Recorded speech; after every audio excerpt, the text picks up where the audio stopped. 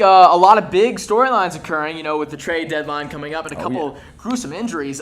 So a lot of major implications on your fantasy lineup. But we're here to talk about that and try to help you out. I'm Jack Taylor. And I'm Matt Bumbaca, and this is a bye-week riddled Week 9 in the NFL season, so we're here to help you and give you the best fantasy football advice as we always do. Jack, what are we starting off with this week? Starting off with the Bucs versus the Saints. The Bucs have a fairly injured defensive back core, and they have a couple of their front seven that's injured as well. So, these Saints are looking like an offensive juggernaut. I'd say any weapon on there, Ted Ginn Jr., Michael Thomas, Drew Brees, even Mark Ingram.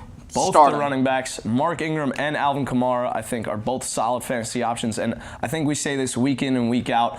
Drew Brees in the Mercedes Superdome. Mm-hmm. That Saints offense, always high-powered, always going to produce solid fantasy production. Staying in the NFC South, we have a matchup again against the Falcons and the Panthers.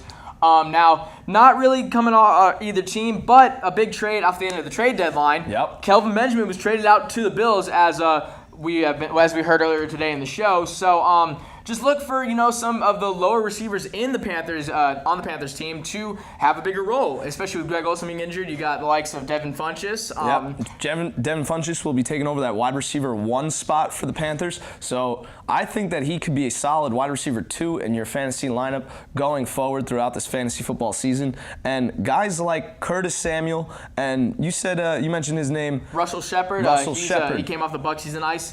He'd be a nice flex option for your team, as well as Christian McCaffrey's always. He's so well used, at least in terms of the passing game, I should say. But so he's obviously a nice flex option. Now, this trade affects star quarterback Cam Newton, who is probably if you have him on your team, your quarterback for your fantasy football team. And the question I have is he went 15-1 when Kelvin Benjamin was injured that year. He won the MVP. He had 45 overall touchdowns that season. Now, is he going to have that similar production to be an MVP like Cam Newton? Or is he going to be a guy that loses his number 1 wide receiver?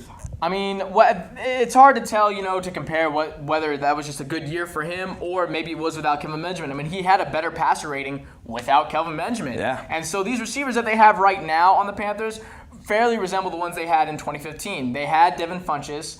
They had Jericho Cotchery, who was a reliable pass catcher, route runner, and they had Ted Ginn, who was a speed option. Yep. And now they have Curtis Samuel to fill that speed role. They have Russell Shepard as that reliable, good route runner, and they still have Devin Funchess. So who knows? I mean, until Greg Olsen comes back, his numbers will still, I think, falter.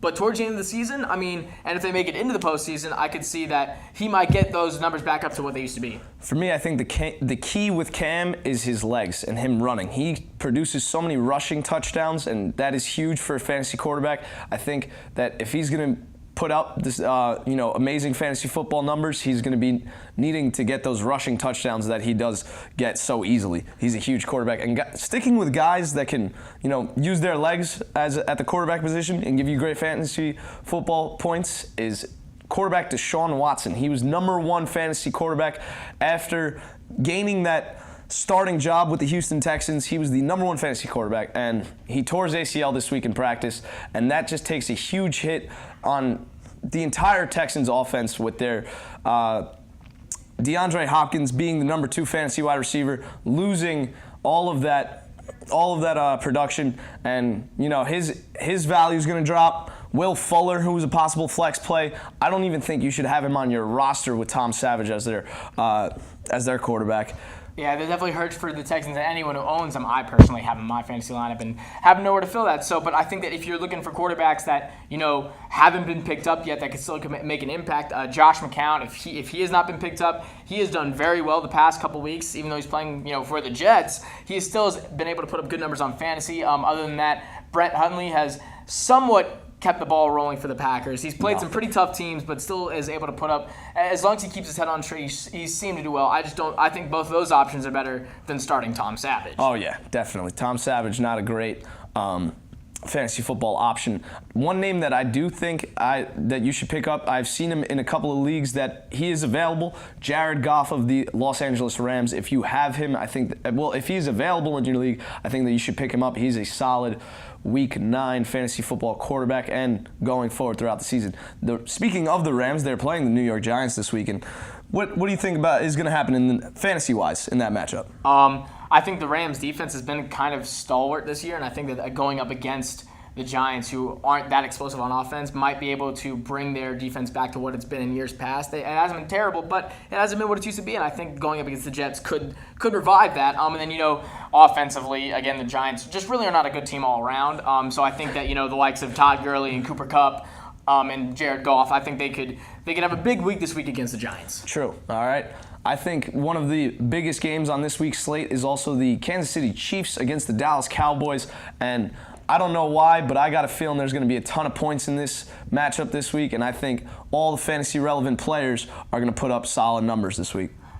Although I'm still not sure if Ezekiel Elliott is suspended or not. But if he's playing, the most confusing question of the NFL season: is he playing? I believe from what I heard today, I believe that he was allowed to play in this week's game. But by Sunday that could change. We really have no idea. So but he's still a big impact. Kareem Hunt, probably was slotted to now have the Rookie of the Year position with the injury of Deshaun Watson. I think he's safely can say he's got that pretty much in the bag. Yeah. Especially with Leonard Fournette not being able to play this week. So that'd be another big implication in that Jaguars-Bengals game. But there's another big defense that could go off against the declining offense of the Bengals. Yeah, recently there has been some struggles with Kareem Hunt, but the volume is there, so I think that you got to stick with him. Fantasy Football Insider for ESPN, Matthew Berry, has been riding with Kareem Hunt all season, and I have him on all of my fantasy teams, and I'm going to stay the same way. He gets the touches. He's rushing the ball over 20 times a game, and they include him in the passing game, at least 5 receptions a game. So the volume is there. Mm-hmm. Stick with it. And if the volume's there, the production is going to be there. So then another big trade deadline headline. The Eagles have acquired Jay Ajayi, and whether or not that brings his impact on that team to full front, I don't know how much of an impact he will have because they still do have LeGarrette Blount. Eagles' high-powered offense just got even better. So I think that he's still a good starting running back for your fantasy lineup. I still think he'll be able to, if not become more of a receiving running back, he'll still get a good amount of touches with the Eagles. Yeah, I think they said earlier in the show that Ajayi might not even play this week, but his fantasy outlook is definitely trending upward going to the Philadelphia Eagles with MVP candidate Carson Wentz at the helm of that offense. Yeah, and that team's just looking unstoppable right now.